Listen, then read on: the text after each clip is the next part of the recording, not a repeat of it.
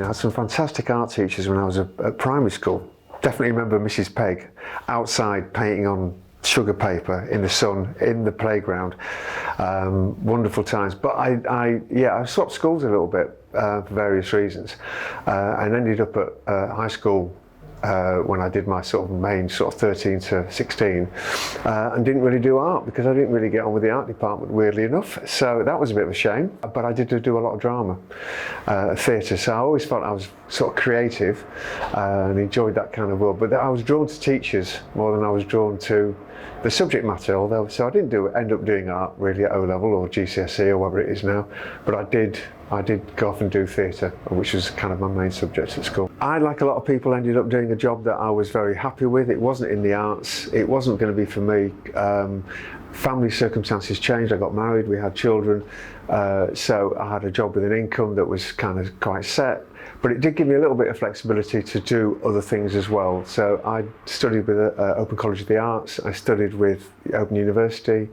I always kind of kept my hand in. I had a dark room in my basement. So while analogue photography was still kind of around and going, that's what I was doing and really enjoying that. I reached a point where my son was looking at what he wanted to do with his life, one of my sons. My eldest son was the first one to kind of go off, and he was in a band, and then he wanted to do foundation at Leeds Arts University. So he inspired me, he talked about what he was doing at Leeds Arts with his foundation year. He absolutely loved it. And that sowed a seed for me that maybe the online thing or the working by post actually with Open College of the Arts, used to get letters coming back and forth. There was more to it than that. So when I found out about the Access course, and I also found out that I could do it 2 nights a week, I just jumped at the chance to do it. I was obviously slightly nervous about meeting the new students and whether or not they were all going to know more than me, and everybody was on a different journey, but actually it felt very quickly at home. Even though it was the evening, so the building was quite quiet, not everything was always open.